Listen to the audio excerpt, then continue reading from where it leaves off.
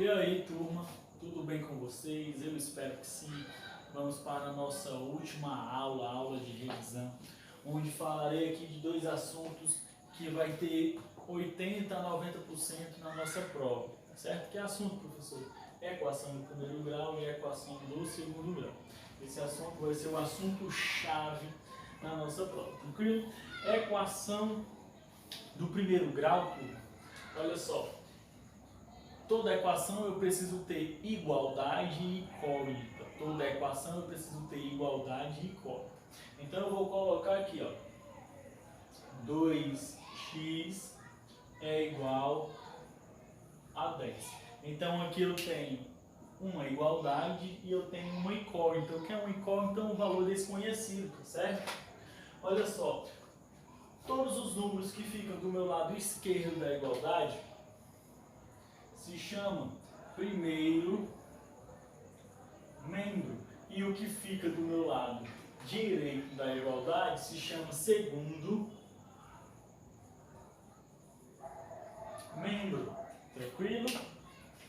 Isso aqui é uma equação do primeiro grau, porque eu só vou ter um valor para a incógnita, um valor para o x. Tranquilo?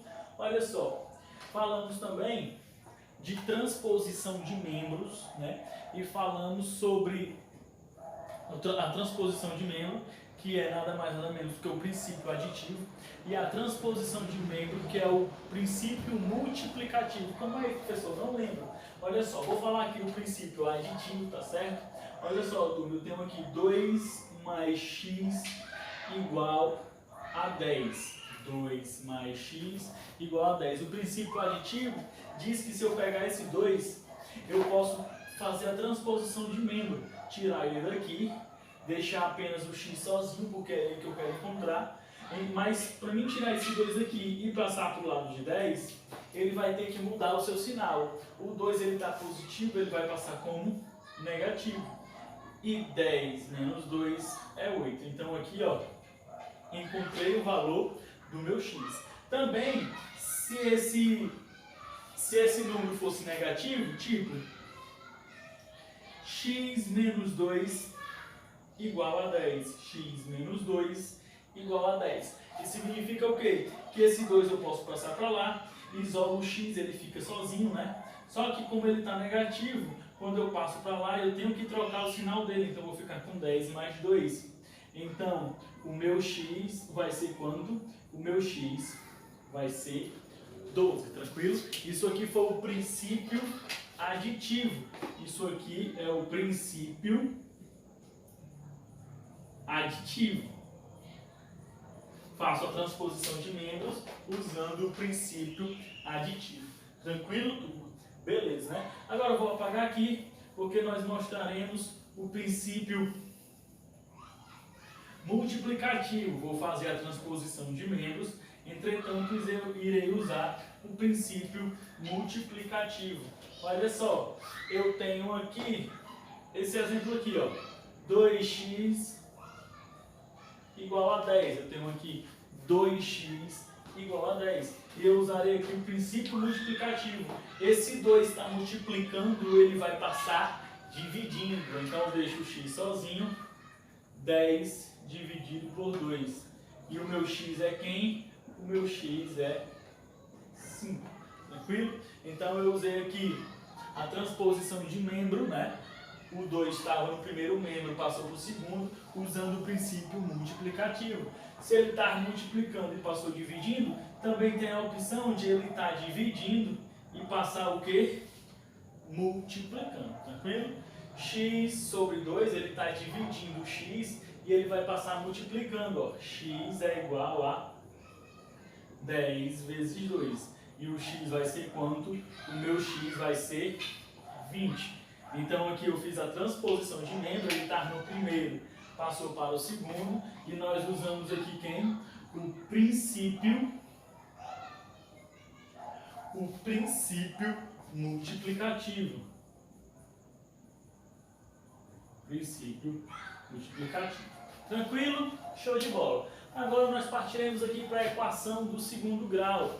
A equação do segundo grau, ela tem como sua fórmula geral ax ao quadrado mais bx mais c igual a zero. Isso aqui é a equação do segundo grau. Se chama equação do segundo grau porque o termo a ele vai estar o quê? Elevado ao quadrado. Isso quer dizer que eu vou ter dois valores para x, né? Na equação do primeiro grau eu só tenho um valor para x. Na equação do segundo grau eu vou ter dois valores para x. Tranquilo? Beleza, turma? Show de bola. Agora, nós sabemos que o A, o B e o C, eles são termos, tá? Eles são coeficientes. Como assim, professor? São números, tá? Eles são números. Vale lembrar aqui também, ó, que o A, ele é um coeficiente onde ele é dependente. Ele depende aqui do x, ó. O A, ele depende do x. O B também depende do x, então ele é termo dependente. Já o C, ele não tem um x, então ele é um termo independente. Vamos fazer aqui um exemplo, ó. Eu vou colocar aqui 3x ao quadrado mais 4x mais 5 igual a zero. Outra dica é que na equação do segundo grau ele sempre é igualado aqui, ó, a zero. Tranquilo? Agora eu quero encontrar os meus termos, eu quero encontrar meus coeficientes. Como assim? Eu quero encontrar quem é o A, quem é o B, quem é o C.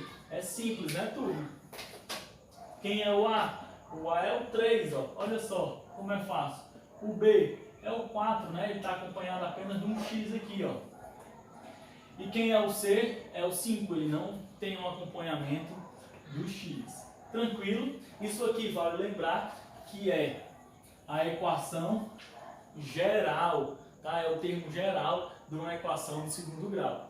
Quando eu tenho um termo geral de uma equação de segundo grau, eu tenho aqui, ó, uma equação completa. Uma equação o quê? Uma equação completa. O que é uma equação completa? Uma equação completa é quando ele vem todos os termos.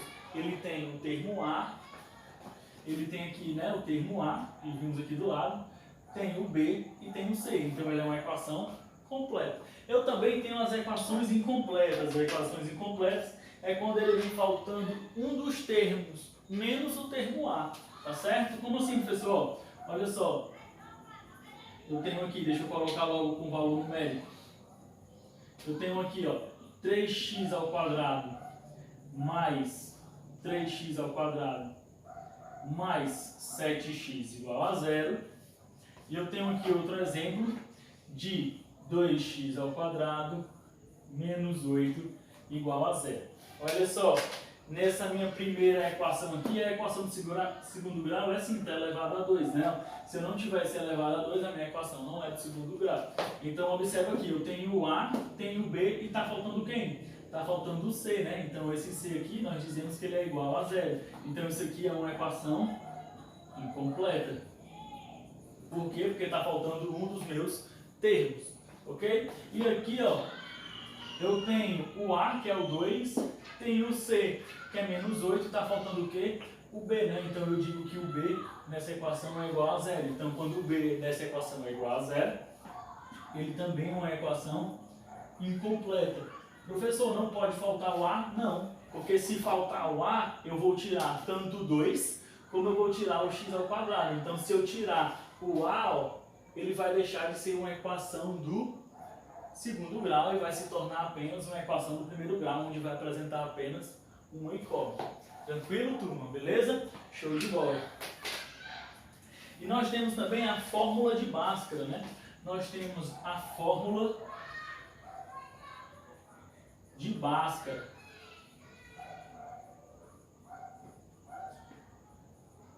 O que é a fórmula de Bhaskara? A fórmula de Bhaskara é a fórmula usada para se calcular a equação de segundo grau. E como é isso? A fórmula de Bhaskara é essa: x é igual a menos b, mais ou menos a raiz de b ao quadrado, menos 4 vezes a vezes c, tudo isso dividido por 2 vezes a. Essa aqui é a minha fórmula de Bhaskara. Essa aqui é a minha fórmula de Bhaskara. Vale lembrar que nós poderemos dividir ela em duas partes para ficar mais fácil o nosso cálculo da equação do segundo grau. Que duas partes, professor? Eu posso dividir ela aqui em delta. O que é o delta? O delta é justamente toda essa expressão que está dentro da raiz aqui, ó. B ao quadrado menos 4 vezes A vezes C. Esse aqui é o delta. E depois que eu encontrar o valor do delta, na realidade nós dividimos ela em duas partes, mas essa minha segunda parte eu só faço depois que eu encontro o valor do delta, que vai ser a fórmula da raiz, né? Que é a parte final, onde eu irei encontrar as minhas duas raízes, que vai ser o quê? O menos b mais ou menos a raiz do delta dividido por 2 vezes o a. Essa daqui é a minha fórmula de Bhaskara, onde eu posso dividir ela em duas partes para facilitar o quê? Para facilitar a minha resolução. Beleza? Outra informação que eu tenho para passar para vocês e última é que quando nós estamos nesse delta aqui, ó, eu tenho duas observações a se fazer. Quando eu estou nesse delta aqui, ó, eu tenho duas observações a se fazer. Qual, professor? A primeira é que se esse delta der um número maior do que zero, eu vou ter duas raízes, dois valores diferentes, né? Tipo 2 e 1, 7 e 9, vou ter duas raízes diferentes. Quando esse delta aqui ele for igual a zero, eu vou ter duas raízes iguais, como 2, 2, 12, 12, tranquilo? E quando esse delta aqui ele for menor do que zero, eu não tenho raiz, não existe raiz. Então é sempre bom nós começarmos a calcular sempre pelo delta, porque se der menor do que zero, eu não preciso fazer mais nada, não existe valor para essa equação. Tranquilo, turma? Então aqui fizemos uma revisão aqui de uma forma bem resumida, né? Mas bem objetiva. Tranquilo? Turma, um forte abraço a todos, até a próxima.